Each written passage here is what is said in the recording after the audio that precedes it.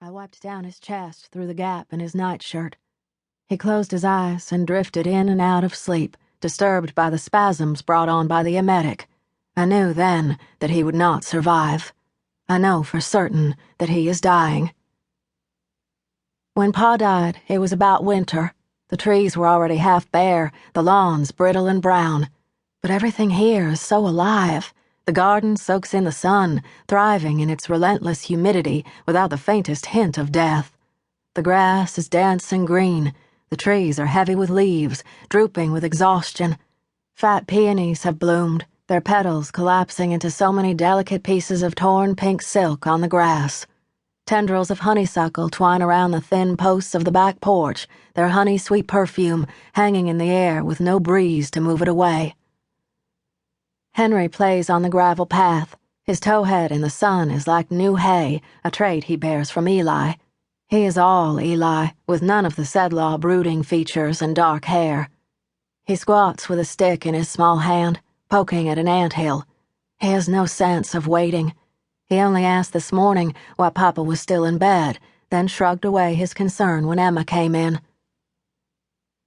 "Come quick, Miss Gus." Emma leans from the bedroom window, waving a towel. We both look.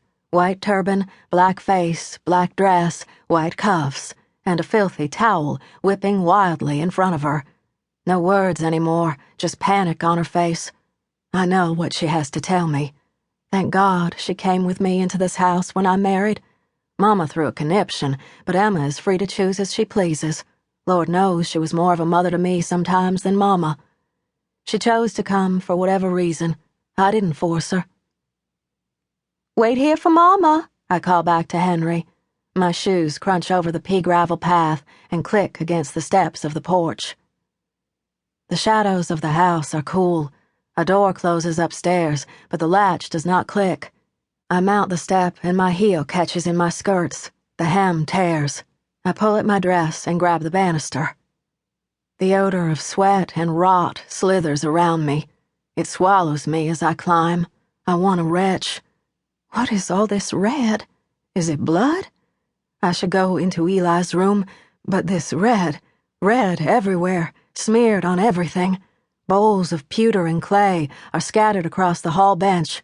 Blue willow china and cooking pots canter pell-mell over the wood and overflow with wet rags tinted scarlet, dripping red onto the polished hickory, swirling in shimmering iridescent shades of crimson like oil in a puddle. Red smudges the lips of the bowls and pools in their wells.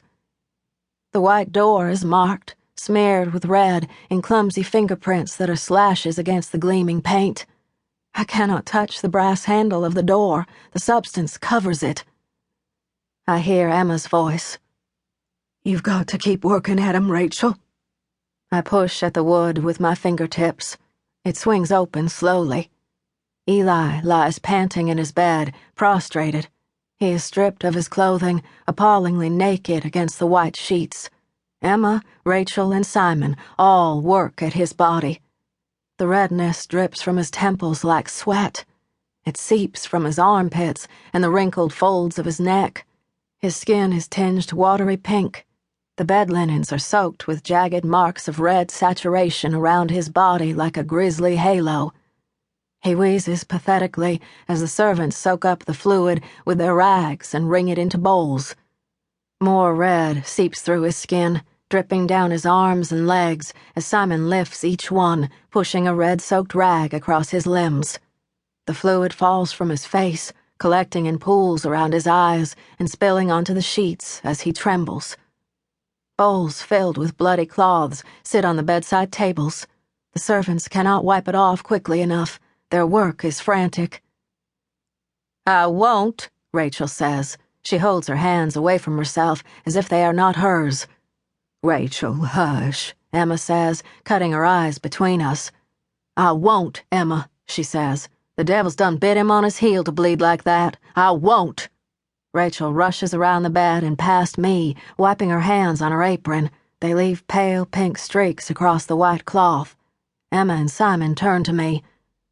"Miss Gus, Mr. Eli needs the doctor," Emma says. But I am paralyzed. I will my feet to step forward, but they refuse.